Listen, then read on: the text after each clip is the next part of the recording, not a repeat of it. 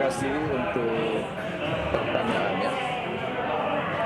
Perbincangan apakah bumi ini datar atau bulat merupakan bagian dari persoalan yang lebih besar, yaitu pandangan yang sempit yang mempertentangkan antara ilmu pengetahuan dengan agama, science and religion, mempertentangkan antara iman dan pikiran, faith and reason.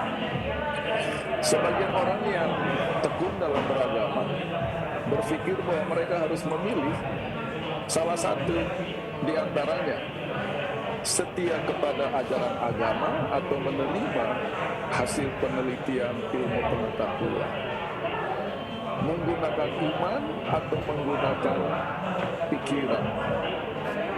Yang mana seharusnya kedua hal yang dipertentangkan ini harusnya melengkapi satu sama lain. Ilmu pengetahuan tanpa agama akan hilang, tetapi agama tanpa ilmu pengetahuan akan picik dan fanatik. Demikian juga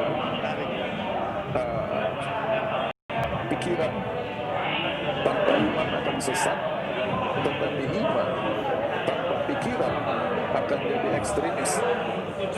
Dan kita perlu mengetahui bahwa baik iman maupun pikiran, dua-duanya adalah karunia Tuhan, pemberian Tuhan, dan Tuhan mau kedua-duanya digunakan dengan seimbang dan dengan sehat. Kedua-duanya harus dididik, dikembangkan. Dan saya akan mengutip dari Yakobus pasal 1 ayat 5 dan 6. Apabila di antara kamu ada yang kekurangan hikmat, hendaklah ia memintakannya kepada Allah yang memberi kepada semua orang dengan murah hati. Bahasa Inggrisnya generously. Kalau kita minta hikmat, memberi dengan berlimpah. Ayat 6, hendaklah ia memintanya di dalam iman. Jadi minta hikmat kepada Tuhan di dalam iman. Nah, sekarang kepada pertanyaan, apakah bumi itu datar? Pandangan ini dibangun di atas dua hal.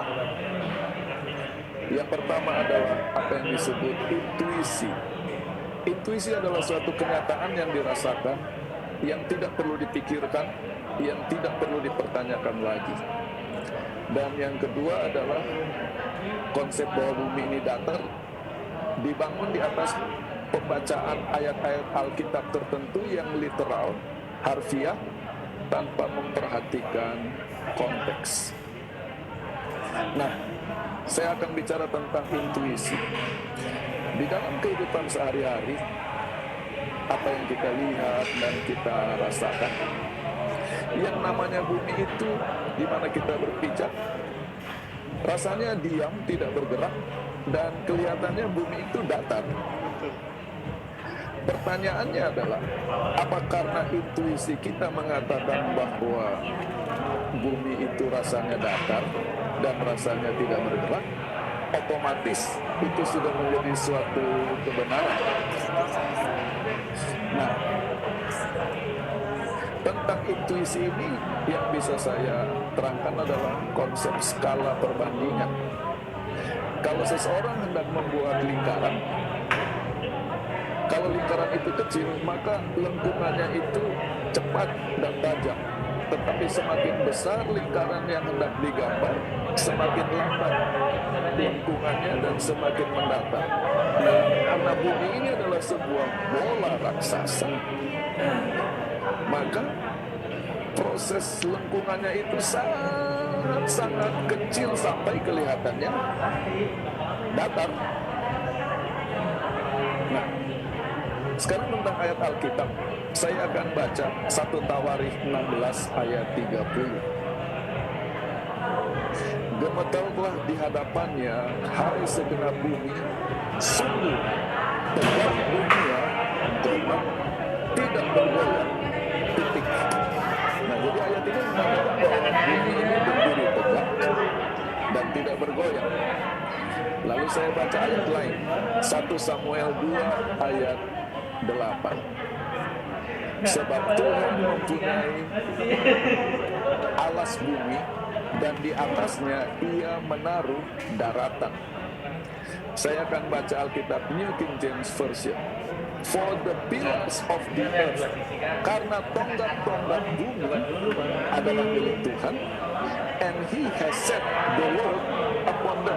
Jadi, dan Tuhan meletakkan bumi di atas tonggak-tonggak itu. Jadi bumi itu kayak meja, ada kaki-kakinya, lalu Tuhan taruh daratan di atasnya. Nah, karena Alkitab mengatakan bahwa bumi itu berdiri tegak, bumi itu diam, bumi itu seperti daratan ditaruh di atas pilar, maka apapun kata ilmu pengetahuan harus saya tolak, karena inilah yang dikatakan oleh Alkitab. Maka di dalam menerangkan kedua ayat ini, saya harus menyinggung satu topik lain dulu. Nanti langsung dikembalikan kepada aplikasi kedua ayat ini.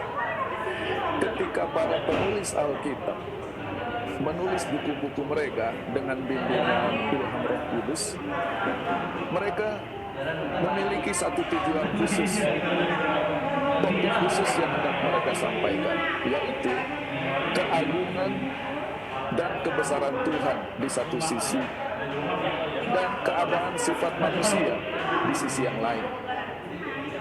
Tuhan itu Maha Kuasa dan Maha Pengasih. Ini penting. Kalau Tuhan hanya maha kuasa tapi tidak punya kasih, Tuhan adalah tirani. Dan kalau Tuhan hanya pengasih tetapi tidak berkuasa, Tuhan tidak berdaya. Maka supaya kasih Tuhan bisa efektif, Dia perlu berkuasa, dan supaya kuasanya itu jadi berkat, Dia perlu pengasih. Nah, inilah jawaban keperluan manusia berdosa yang lemah, yang tidak berdaya. Kuasa dan kasih Tuhan, itulah topik besar Alkitab. Nah, di dalam membahas topik besar ini, kalau mereka menyinggung topik-topik yang lain, bahkan yang lain topik mungkin bukan hanya disinggung, hanya disenggol, itu jangan dijadikan topik utama. Semua topik-topik kecil lain harus dibaca dalam konteks topik besar ini. Maka di dalam membaca 1 Tawarik 16 ayat 30, kita harus lihat konteks. Apakah memang ayat-ayat ini sedang membahas ilmu geofisika, sedang membicarakan keadaan bumi secara ilmiah, atau sedang bicara topik lain dan hanya sambil lalu menyentuh topik itu? 1 Tawarik 16 ayat 30 adalah bagian dari nyanyian yang sangat panjang yang ditulis Daud dari ayat 8 sampai ayat 36. Dan kalau kita baca konteksnya, ayat 28. Kepada Tuhan, hai suku-suku bangsa, kepada Tuhan sajalah kemuliaan dan kekuatan. Ayat 29. Berilah kepada Tuhan kemuliaan namanya. Bawalah persembahan dan masuklah menghadap Dia. Sujudlah menyembah kepada Tuhan dengan berhiaskan kekudusan. Ayat 30. Gemetarlah di hadapannya, hai segenap bumi. Sungguh tegak dunia tidak bergoyang.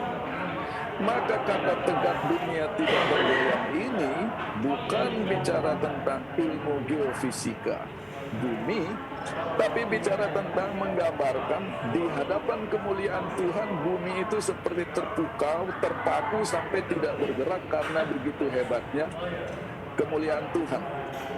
Jadi kata-kata ini adalah kiasan, bukan harfiah. Dari mana kita tahu? Kita baca ayat selanjutnya, ayat 31. Biarlah langit bersukacita, bumi bersorak-sorak. Ayat 32. Biarlah beria-ria padang dan segala yang di atasnya. Ayat 33. Pohon-pohon di hutan bersorak-sorak. Memangnya pohon bisa bersorak? Memangnya padang rumput bisa beria-ria? Jadi itulah yang kita harus baca ayat-ayat ini lalu dijadikan doktrin bahwa bumi itu diam, bumi itu berdiri, bumi itu salah aplikasi. Nah, untuk perbandingannya saya akan baca Yesaya 40 ayat 22. Dia yang bertahta di atas bulatan bumi. Loh, jadi tadi ayat 1 mengatakan bumi itu seperti papan ditaruh di atas pilar. Ayat yang lain mengatakan bumi itu bulat. Dan kata